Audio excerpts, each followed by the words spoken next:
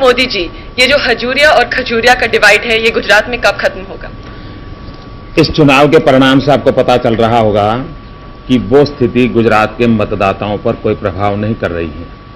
कुछ सीमा तक उस कठिनाई को हम फेस कर रहे हैं, लेकिन कुछ दिन पहले जैसे अटल जी ने कहा था कि गुजरात भाजपा को ग्रहण लग गया है, मुझे लगता है इस चुनाव के बाद उस ग्रहण से हमारी मुक्ति हो जाएगी। पर मोदी जी, गुजरात में आपकी बारी का सबसे लोएस्ट वोटर टर्नआउट रहा है, तो ये क्या डिसिडेंट्स के साथ एक सिनिकल एटीट्यूड नहीं है? जी नहीं, इस लोएस्ट टर्नआउट का कारण सबसे बड़ा ये है कि चुनाव के मैदान में कांग्रेस में कोई दम ही नहीं था, और जब प्रतिस्पर्धी में कोई ताकत नहीं होती है तो लड़ाई का मजा नहीं आता है। मजा नहीं आता है तो लोगों में उत्तेजना नहीं आती तो वोटिंग टर्नआउट में भी कठिनाई आती है। गुजरात में जो इनफाइटिंग की स्थिति है वो काफी सीरियस है। पिछले 2 दिनों में ही वाघेला जी की एक रैली पे पथराव हुआ था और वीएचपी और आरएसएस के साधुओं ने उनके अगेंस्ट प्रोटेस्ट निकाला था। तो आप लोग गुजरात में अच्छा कर रहे हैं? आपकी जानकारी सही नहीं है। मैं गुजरात से ही आ रहा हूं, किसी रैली पर कहीं पथराव नहीं हुआ है।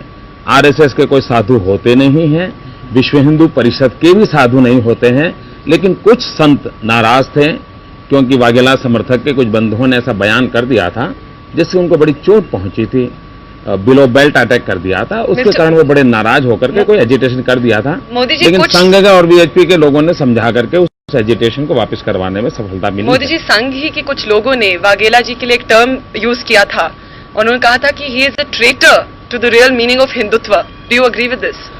ऐसा है कि ठीक है, कुछ बार लोगों ने ये कहा है क्योंकि बीजेपी की सरकार जिस ढंग से चल रही थी और सितंबर की जो घटना हुई है तो बहुत गहरा आघात लगा है, लोगों को लगा है, कार्यकर्ताओं को लगा है, जनता को लगा है।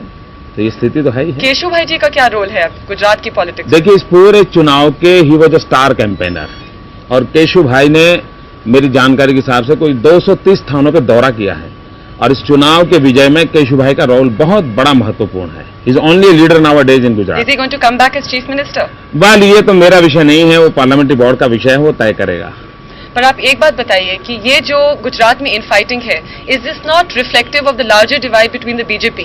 सब लोग जानते हैं कि बीजेपी में एक फैक्शन है जो आरएसएस डोमिनेटेड है और एक फैक्शन है जिसको आप मॉडरेट फैक्शन कह लीजिए, तो ये बाद में प्रॉब्लम नहीं क्रिएट करेगा? मैं नहीं मानता। ये जो झगड़ा हुआ था सितंबर में, वो मिशन और एम्बिशन के बीच का था।